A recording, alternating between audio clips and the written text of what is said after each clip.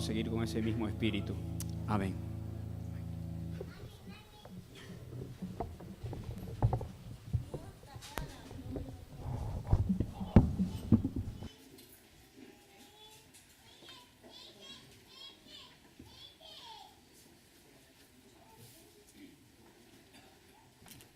Vamos pues a tener la lectura, que la encontramos en 2 de Pedro, capítulo 2.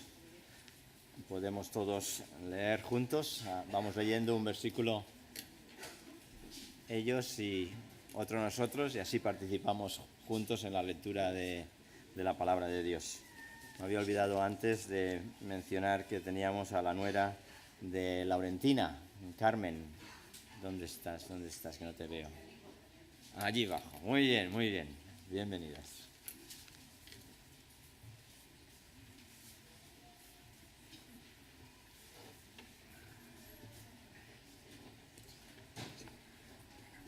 Hola, buenos días. Vamos a tener la palabra del Señor en 2 de Pedro, capítulo 2, versículo del 1 al 21. Pero hubo también falsos profetas entre el pueblo, como habrá entre vosotros falsos maestros, que introducirán encubiertamente herejías destructoras y aún negarán al Señor que los rescató, atrayendo sobre sí mismos destrucción repentina. Y seguirán sus desilusiones, por causa de los cuales el camino de la verdad será blasfemado. Y por avaricia harán mercadería de vosotros con palabras fingidas. Sobre los tales ya de largo tiempo la condenación no se tarda y su perdición no se duerme.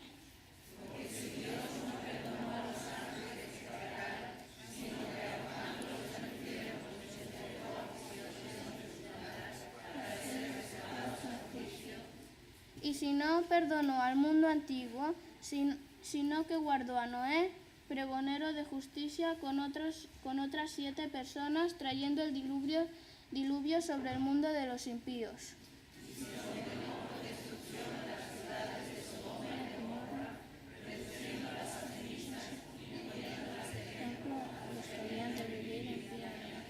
Y libró al justo Lot, abrumado por la nefanda conducta de los malvados. Este justo que moraba entre ellos, afligía cada día su alma justa, viendo y oyendo los enemigos de ellos. Sabe el Señor librar de tentación a los piadosos y reservar a los injustos para ser castigados en el día del juicio. Aquellos que siguiendo la carne andan en concupiscencia y inmundicia y desprecio de la señoría, atrevidos y pantanosos, no deben decir nada de sus superiores. Mientras que los ángeles, que son mayores en fuerza y potencia, no pronuncian juicio de maldición contra ellas delante del Señor.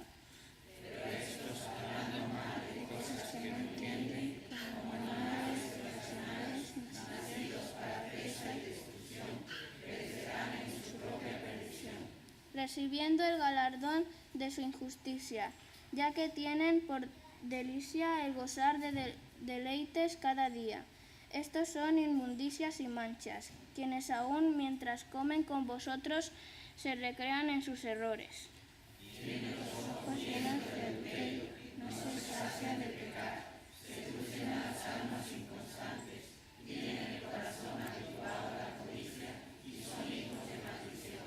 Han dejado el camino recto y se han extraviado siguiendo el camino de Balaam, hijo de Beor, el cual amó el premio de la maldad.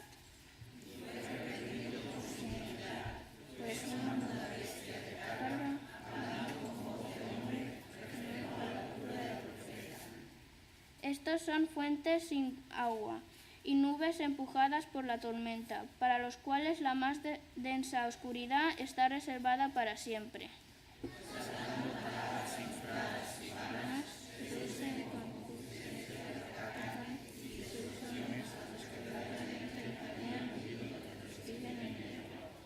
Les prometen libertad y son ellos mismos esclavos de corrupción, porque el que es vencido por alguno es hecho esclavo del que lo venció.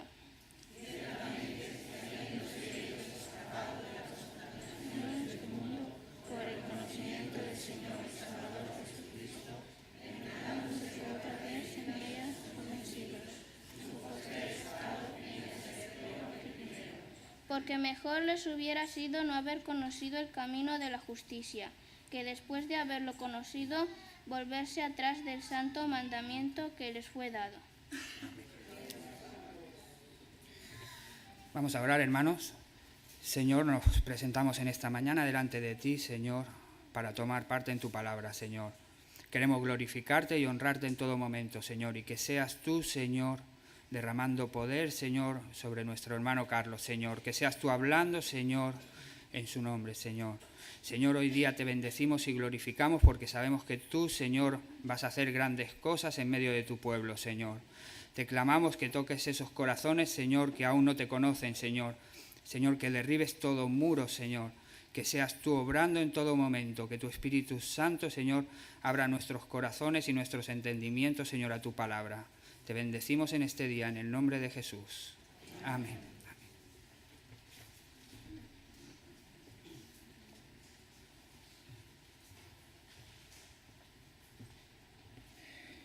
Muy buenos días. Me siento un poco raro hoy porque, claro, no solamente los estoy mirando a vosotros, sino que me puedo ver a mí mismo allá atrás. Y esto tiene su ventaja. Si veo que la corbata está torcida, puedo arreglármela sin ningún problema, ¿no? Esas son algunas de las ventajas. Y por otro lado, también tiene su aplicación, supongo. Voy a comenzar en esta mañana con dos preguntitas, muy sencillas, por supuesto, y seguramente los dos sabréis la contestación de las dos. No quiero que penséis mucho, simplemente decir así rápidamente, no quiero que lo digáis audiblemente, simplemente que levantáis la mano de conformidad en cuanto a la contestación. Por ejemplo, la primera pregunta es, ¿sabéis cuál es el penúltimo libro de la Biblia? Bueno, no está mal. ¿Verdad que Judas? Sí, eso es. La segunda pregunta es un poco tonta, por así decirlo. Y me pregunto si hay alguien que se llama Judas aquí entre nosotros. Por supuesto que no. Ahora mi pregunta es ¿por qué? ¿Por qué razón? La razón de por qué es porque tenemos un personaje que sabemos perfectamente lo que hizo. Y a raíz de eso, cada vez que hablamos de la palabra Judas, siempre estamos pensando en sinónimo de traición, cobarde, de falta de lealtad, de haber estado juntamente con el Señor durante tantos años y, sin embargo, haber hecho precisamente lo que hizo. Sin embargo, en los días del Señor, y encontramos en la Biblia varios ejemplos acerca de esto, el nombre Judas, aunque sería más correcto decir Judas, era muy común. Y la prueba está de que tenemos varios personajes bíblicos que nos hablan precisamente de ello, o sea, están llevando ese nombre. Un personaje muy conocido era Judas Macabeo, que fue el que encabezó una rebelión contra los romanos debido a lo que hizo Antíoco Epifanes, que profanó el templo de los judíos, con el sacrificio de un cerdo en el lugar santísimo. Esto fue él no va más, y entonces se levantaron en rebelión acaudillados por Judas Macabeo, y luego siguió una generación de rebeldes que eran conocidos precisamente como los Macabeos. Tenemos por supuesto Judas Iscariote, pero también tenemos a otros Judas. Por ejemplo, tenemos a Judas, hermano de Jacobo, nos habla de ello los evangelios, también conocido como Lebeo, Tadeo, etc. Hay varias menciones en cuanto a él, pero de todas maneras el nombre de él era Judas. Hechos capítulo 5 y versículo 37 nos habla de otro Judas, Judas el Galileo, que en el año 7 después de Cristo se rebeló contra el gobernador romano de Siria y encabezó una rebelión. Por supuesto que fue completamente terminada y este hombre lo mataron, aunque los seguidores siguieron con la misma idea, con la misma filosofía, rebelándose contra los romanos.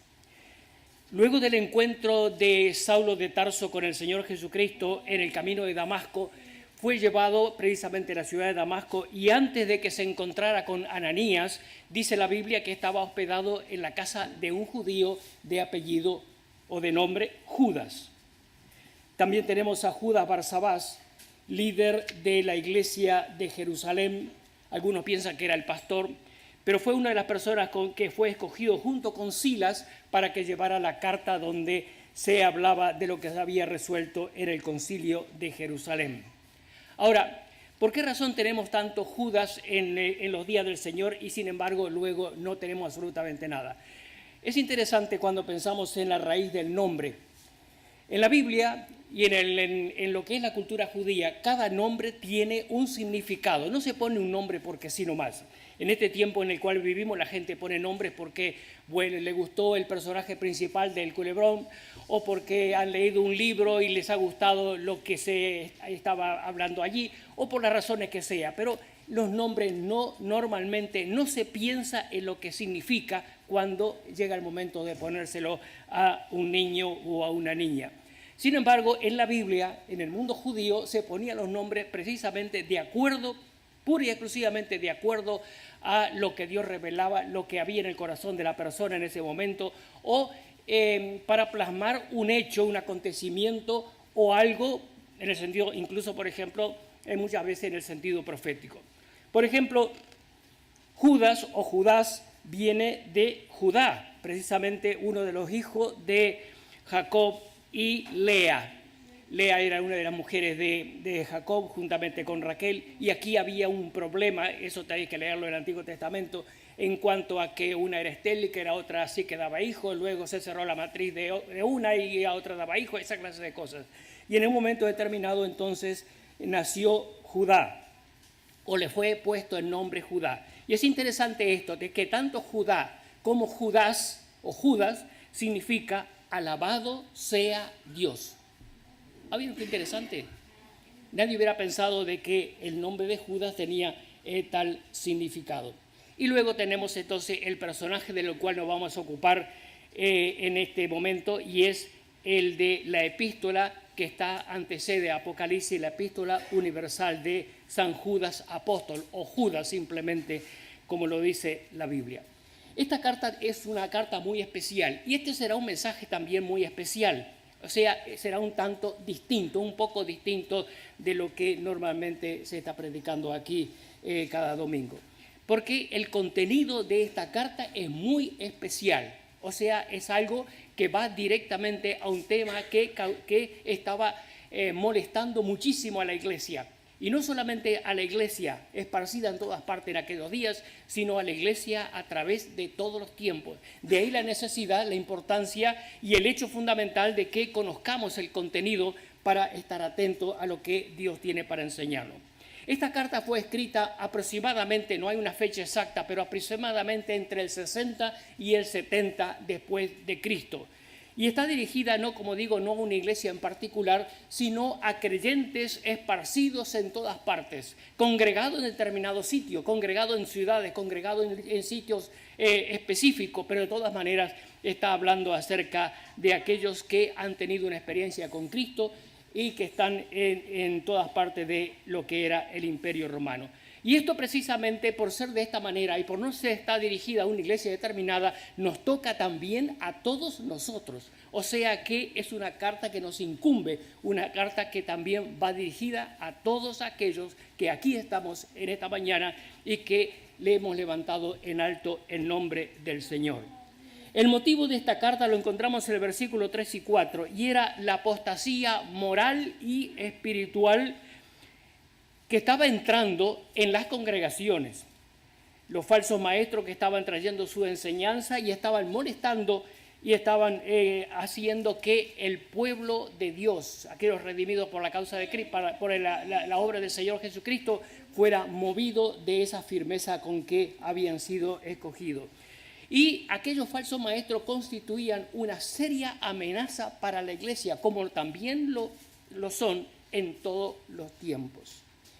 Aunque estamos hablando de una temprana edad, el hecho de la apostasía y la entrada de falsos maestros no es exclusividad de una época, sino que es exclusividad de todos los tiempos, o sea que es algo que se da para cualquier tiempo. Vamos a empezar entonces con esta carta. En primer lugar, el nombre de esta persona dice Judas simplemente, y luego añade en la segunda parte hermano de Jacobo. Es interesante que este Judas era ni más ni menos que un hermano, un medio hermano del Señor Jesucristo. Ahora, yo no sé cómo comenzaríamos nosotros una carta si nuestro hermano mayor hubiera sido el Señor Jesucristo. Diríamos, la carta de quien sea, hermano de Jesús, el que murió en la cruz, etcétera, etcétera. Porque eso da un poquito de cierta importancia a quien está escribiendo o ubica a la persona que es el autor de la carta. Eso es básicamente la mentalidad tan humana que tenemos en nuestro entorno también. Nosotros, por ejemplo, cuando hablamos de personas, si el primer apellido es un apellido demasiado común, normalmente nos vamos al segundo y entonces llegamos a conocer a la persona por el segundo apellido más que por el primero. ¿Verdad que sí? Aquí en España es muy común eso. como recordamos al anterior presidente, sino por su segundo apellido y no por el primero, que es muy común. O, por ejemplo, a otro que tiene apellido Pérez. Recordamos su segundo apellido y no el primero, porque Pérez es demasiado común. Yo debería usar más mi segundo apellido, pero en fin, esto lo dejamos para otro día. De todas maneras, aquí tenemos algo muy interesante, y es que este hombre, Judas, no está tratando de que lo consideren una persona muy especial por ser precisamente el hermano del Señor. Por el contrario, se define de otra manera, y una manera muy interesante, y una manera que es un ejemplo para todos nosotros. Dice, Judas, siervo de Jesucristo. Ahora es interesante que la palabra en el original no es siervo, sino que es esclavo, doulos. O sea que en otras palabras lo que está diciendo Judas es, Judas, esclavo de Jesucristo. Ahora, ¿qué es un esclavo? ¿Cómo definimos lo que es un esclavo? Hay algo que debemos tener en cuenta, bueno, esto lo mencionaré en un momento, pero de todas maneras vamos a mirar lo que es un esclavo. Un esclavo es alguien que no tiene ningún derecho o que no tenía ningún derecho, aunque todavía en este tiempo también se habla de la esclavitud moderna. Pero de todas maneras no tenía ningún derecho, pero sí un montón de obligaciones. No era dueño de sí mismo, sino propiedad del amo. Por tanto, estaba sujeto o encadenado a la voluntad, la pura y exclusiva voluntad de su amo. Debía obedecer sin cuestionar, sin preguntarse si el amo tenía razón o no tenía razón. Debía obedecer a ojos cerrados, no preguntarse absolutamente nada. Esos eran los esclavos, y lo había en mucha cantidad en los días del Imperio Romano. Nadie quería ser un esclavo. Ningún niño decía, uy, yo cuando grande quiero ser un esclavo. No, nadie. Porque esclavo era precisamente lo más lamentable de aquella sociedad, lo más bajo de aquella sociedad y lo más tremendo para todos aquellos que estaban sometidos a esa clase de vida. En el mundo judío no existe el esclavo. La prueba está de que cuando Jesús dijo en cierta oportunidad, conoceréis la verdad y la verdad os hará libres. Y los judíos que estaban escuchando se levantaron inmediatamente y dijeron, somos hijos de Abraham, por lo tanto nunca hemos sido esclavos. Pero Jesús hizo una aclaración muy importante y precisamente esa aclaración es la base fundamental de lo que nos quiere enseñar la palabra de Dios. Todo aquel que practica el pecado, esclavo es del pecado. O sea, hay otra clase de esclavitud que es mucho más tremenda que aquella de simplemente llevar cadenas. Pero si el Hijo os diera la libertad, seréis verdaderamente libres. O sea que aquellos que hemos confiado en Cristo como nuestro Salvador éramos esclavos. Sí, esclavos. No el esclavo de llevar cadena e ir por la calle arrastrando una pesada carga, sino esclavos de nuestra vida, de nuestros pecados, de nuestros vicios, de nuestra naturaleza pecaminosa. Pero gracias al Señor que Él nos hizo libres una vez y para siempre.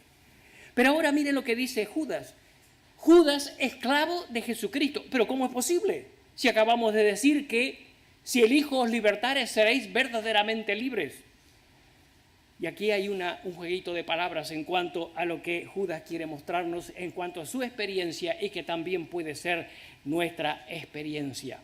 O sea que aquel que ha sido libre, que ha sido libertado, se somete voluntariamente a aquel que le dio la libertad y le dice, quiero ser tu esclavo para siempre. Hay un versículo en los Salmos que habla acerca de lo que es la actitud del mundo. La actitud del mundo que no quiere de ninguna manera ser sujeto absolutamente a nada, y mucho menos a lo que el Señor tiene para darles. Y dice el salmista hablando palabras que brotan de la mente y del corazón del mundo que nos rodea, del mundo incrédulo, del mundo ateo, del mundo que rechaza al Señor. Y dice, rompamos sus ataduras. Me gusta este mismo versículo en la versión antigua, la que era antes de la versión 60, la versión 1909, porque dice, rompamos sus coyundas. No sé si sabéis lo que son las coyundas, pero es una palabra que se emplea en la Biblia. Lo tenemos también en Isaías capítulo 55. Habla de las coyundas. ¿Qué son las coyundas? Las coyundas eran cuerdas de cuero con el cual se sujetaba el arnés, eso que iba encima de los bueyes. El yugo, esa es la palabra, no era el arnés, perdón, era el yugo. Con que se sujetaba el yugo encima de los bueyes para que cumplieran su trabajo. Con eso lo ataban firmemente. Eran cuerdas, no cuerdas exactamente, sino eran cueros con los cuales se ataba firmemente para que pudiera tirar o hacer cualquier trabajo pesado y aquello que no se moviera. Era como si hubiera nacido con el buey, estaba atado. Y entonces los incrédulos dicen, rompamos las ligaduras, no queremos de ninguna manera. Pero sin embargo, en el mismo Salmo, y hablándonos precisamente de lo que es la experiencia cristiana, dice, de aquellos que hemos confiado, el Señor es mi porción y mi herencia. Y las cuerdas, las coyundas, las cuerdas de cuero que antes me ataban al pecado, que antes me ataban a los vicios, de los cuales he sido libertado, las cuerdas ahora me han caído en lugares deleitosos. Voluntariamente me he sometido al Señor y le he dicho, soy tu esclavo, en lo que significa la palabra. Es decir, alguien que somete su voluntad a la voluntad del amo. Alguien que dice, Señor, sea hecha tu voluntad en mi vida, que sea no ya yo, mas Cristo que vive en mí, quien sea quien tome el lugar más importante en mi experiencia como cristiano. Encadenado a Él, eso es lo que dice Judas. Estoy encadenado a Él, soy su esclavo para hacer su voluntad. Y como decía antes, aún siendo su hermano, podía haber dicho, bueno, mira, soy su hermanito, así que soy su esclavo y quiero someterme voluntariamente a su voluntad para hacer precisamente aquello que Él tiene para mí. Es interesante una ilustración que hay en el Antiguo Testamento. Cuando un siervo, el sistema judío, cuando una persona estaba en servidumbre bajo una determinada persona, cuando llegaba el jubileo, quedaba libre, y entonces ese siervo podía hacer lo que quería, era libre.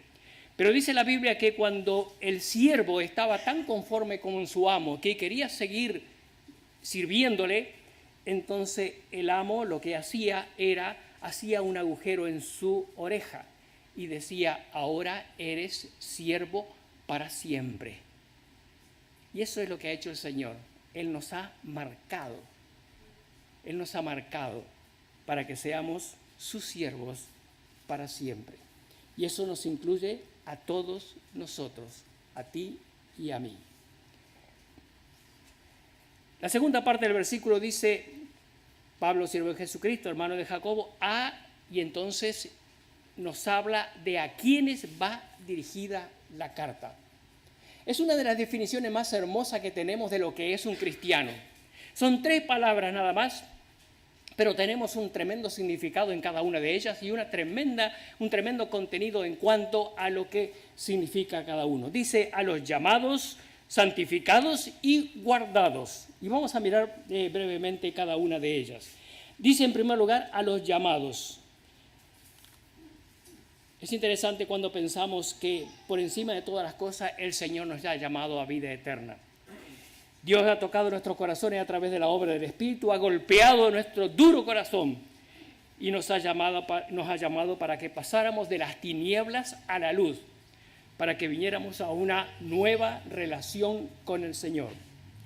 Esta es una clara evidencia de lo que es el interés de Dios por cada uno de nosotros. Hemos sido, dice Gálatas, llamados a libertad, en una clara referencia al cambio de situación de esclavos a libres, de encadenados a liberados, de completamente ajeno a los propósitos, a los planes de Dios, a la voluntad de Dios, a la esperanza de Dios, a entrar en una relación nueva y distinta. Hemos sido llamados a integrar lo que es el cuerpo de Cristo. Hemos sido llamados para que formemos parte de la congregación bendita que un día será llamada a su presencia. Pero además hemos sido llamados a tener comunión con Cristo. Dice 1 Corintios capítulo 1 y versículo 9, fuisteis llamados a la comunión con el Hijo Jesucristo. Efesios 4:4 dice, hemos sido llamados a una esperanza viva. Habéis sido llamados a una sola esperanza, en clara referencia a la bendita esperanza bienaventurada de todos aquellos que hemos sido redimidos. Primera definición en cuanto a lo que es un cristiano, es un llamado, es uno que ha sido llamado.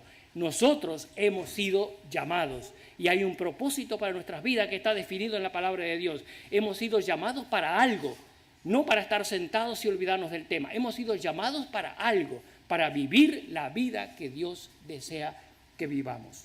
En segundo lugar dice santificados. Santificar es separar. Hay otras versiones, otras traducciones que dice, en lugar de santificado, dice amados, que en cierta manera viene a ser lo mismo, porque el que ha sido amado se santifica para la gloria de Dios. Dice 1 Tesalonicenses capítulo 4 y versículo 3, la voluntad de Dios es nuestra santificación, separados. Romanos 6:22 dice, mas ahora que habéis sido libertados del pecado y hechos siervos de Dios, tened por vuestro fruto la santificación. Hemos sido no solamente llamados, sino hemos sido, en cierta manera, llamados a santificarnos, a ser separados. No somos del montón, no estamos, sí, estamos viviendo en este mundo, pero de todas maneras hemos sido santificados, separados, porque Dios tiene un plan para cada uno de nosotros y lo va a cumplir con aquellos que se separan para la gloria de Dios. Y en tercer lugar dice, guardados en Jesucristo. El Señor no solo nos llama, no solamente nos separa, sino que además nos guarda. Nos guarda. Juan capítulo 10 dice, yo les doy vida eterna. Nadie los arrebatará de mi mano. Qué bendita promesa, ¿verdad? Nadie las puede arrebatar de la mano de mi Padre. Jesús, cuando estaba orando en esa famosa oración de Juan capítulo 17, dijo, entre otras cosas, a los que me has dado, a aquellos que me has dado, a aquellos que han sido redimidos, salvados, transformados, que han sido lavados en la sangre de Cristo, que han sido llamados, que han sido santificados, a aquellos, nosotros, dice, guárdalos en tu nombre. 1 Pedro capítulo 1, versículo 3 dice que somos guardados por el poder de Dios. Y en Judas 24, en este mismo libro, dice que Dios es poderoso para guardarnos sin caída. Esta afirmación tiene una tremenda importancia precisamente por el tema de esta carta. Pero no solamente por el tema de esta carta en específico, por causa de la tremenda cantidad de falsos maestros que estaban entrando, sino por el hecho indiscutible de que en este mundo tan cambiante y tan lleno de tentación, tan lleno de problemas, tan lleno de dificultades, debemos tener presente siempre que el Señor está plenamente consciente de que somos sus hijos y nos está guardando para que permanezcamos muy cerca de su corazón. Versículo 3. Amado, por la gran solicitud que tenía de escribiros acerca de nuestra común salvación, me ha sido necesario escribiros exhortando que contendáis ardientemente por la fe que ha sido una vez dada a los santos. Esto prácticamente es lo que define, es el tema de esta carta, la razón de por qué ha sido escrita. En otras palabras, lo que está diciendo el apóstol, este hombre, Judas, es que tenía otros planes, tal vez, tenía algo más en mente, tal vez pensaba escribir acerca de otro tema, pero sin embargo, debido a la situación que estaba pasando la iglesia, fue necesario escribir sobre este tema para llamar la atención de que debemos ocupar una posición importante dentro de lo que es la iglesia de Cristo, frente a esa infiltración diabólica que estaba sucediendo en aquellos días. El apóstol Pablo exhorta a Timoteo en su carta a contender, a pelear la buena batalla de la fe, echando mano de la vida eterna a la cual fuisteis llamados. Esto nos habla un poquito acerca de una posición de estar alerta, de estar en defensa, de contender, de enfrentar, de pelear por nuestra fe, en el buen sentido, por supuesto, ¿no? A tener en cuenta que tenemos en nuestras manos valores muy importantes y que no debemos dejar de ninguna manera que ninguno de estos valores que Dios ha puesto en nuestras manos sea pervertido por aquellos que, siendo usados por el enemigo, quieren cambiar nuestra manera de pensar. Estamos en medio de un conflicto que no hemos buscado, pero que sin embargo no podemos eludir. Dice, por la fe, contender por la fe que una vez ha sido dada a los santos. Toda la verdad revelada la tenemos en la Escritura. Toda la verdad que Dios quiere que sepamos lo tenemos en la Biblia y nada más. Todo lo que necesitamos saber lo tenemos en la Escritura. Si no sabemos más es porque no hemos escudriñado más la Biblia. Pero todo lo que Dios quiere que sepamos está aquí en estas páginas. Y de nosotros es la responsabilidad de saber. No oigamos campanitas por ahí, porque Dios quiere que sepamos su divina voluntad, su revelación, su propósito, su plan presente, pasado y futuro para todos los tiempos. Y todo está aquí en la Escritura. Dijo el apóstol Pablo de una manera pero bien clara: si alguno os predica un evangelio distinto del que habéis recibido, sea, y aquí hay una palabra muy fuerte, sea anatema, sea maldito. Eso es muy fuerte, ¿verdad? Pero sin embargo el apóstol Pablo estaba bien consciente de que hay una sola revelación. Hay una sola revelación de Dios. En ella debemos estar firmes, a ella debemos defender, a ella debemos proclamar, en ella debemos descansar y por ella debemos vivir. En 1 Pedro, en el pasaje que ha sido leído, dice: hubieron falsos profetas entre el pueblo judío en el pasado, también habrá entre vosotros falsos maestros que introducirán encubiertamente herejías destructoras, y muchos seguirán sus disoluciones, sus enseñanzas, sus prácticas, sus razonamientos, y yo añado, por ignorancia. Quien sigue las enseñanzas de quien no está enseñando la palabra de Dios, quien sigue esa enseñanza es por ignorancia. Y en eso es nuestra responsabilidad, eso nos toca a nosotros, porque ignorantes somos cuando no escudriñamos las Escrituras.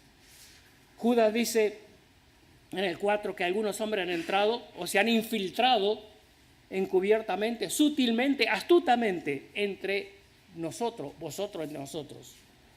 Y en Gálatas también Pablo lo dice bien claro y lo dice de esta forma: falsos hermanos que han entrado a escondidas. Vamos a parar allí. Esto es para más de un domingo. Si me podéis soportar, ¿no? Lo seguiremos cuando me corresponda otra vez. Pero de todas maneras, solamente quiero que quede esta conclusión.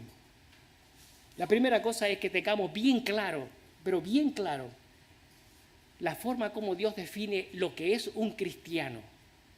Uno llamado, uno santificado, uno guardado. Para mí es una definición muy hermosa que habla mucho acerca de lo que somos. Tengamos bien claro qué es un cristiano y tengamos bien claro que nosotros somos estos. Tengamos bien claro para qué. Para que no seamos cristianos solamente de estar sentados, cristianos de domingo, sino que vivamos la fe que se profesa cada día. Spurgeon, el famoso predicador, dijo en cierta oportunidad: si mi perro no nota un cambio en mi vida, no puede decir que soy un cristiano. Parece una frase jocosa, pero sin embargo tiene mucho significado. Yo no sé si alguno de vosotros miráis ese programa que hay en la tele que se llama, ¿cómo es? Perros, no, Encantador de Perros, eso es. Nosotros lo miramos a veces. Y el asunto es interesante. No miréis solamente que el perro se porta mal. Mirad lo que sucede en sí en el programa. El problema está en el dueño del perro. Nada más. El perro refleja lo que pasa con el dueño. Y por eso Spurgeon dijo con toda razón: si mi perro no nota un cambio en mi vida, no puedo decir que he tenido una experiencia con el Señor. Yo no sé si tenéis perro o no, pero de todas maneras, si lo tenéis, que se note. Y la otra cosa importante es que debemos estar atentos ante cualquier intento del enemigo de apartarnos de la sana doctrina. Esto requiere que seamos diligentes en el estudio, en escudriñar las Escrituras, en estudiar. Ustedes recuerdan la experiencia de aquellos cristianos de la iglesia de Berea. Quien estaba predicando, quien estaba enseñando, era nada más ni nada menos que el apóstol Pablo. Yo creo que si el apóstol Pablo estuviera aquí en mi lugar y estuviera predicando, saldríamos todos diciendo qué mensaje. Y nadie se cuestionaría ni una sola palabra de lo que ese hombre hubiera dicho aquí. ¿Verdad que sí? Nadie dudaría absolutamente nada de lo que nos hubieran dicho. Sin embargo, los creyentes de Berea volvían a su casa y decían, vamos a mirar las Escrituras, y vamos a asegurarnos de lo que hemos recibido es de acuerdo a lo que Dios ha revelado, de acuerdo a esta revelación. Porque la suprema autoridad de nosotros como creyentes es la Biblia y nada más. La suprema autoridad del cristiano es la Escritura. De ahí que seamos diligentes en estudiarla, en escudriñarla, en defenderla y en estar bien firmes en estas verdades. Y termino con un versículo. Dice Filipenses 1:27. O sea que vaya a veros o que esté ausente, oiga de vosotros que estáis firmes en un mismo espíritu, combatiendo unánimes por la fe del Evangelio. Señor bendiga su palabra.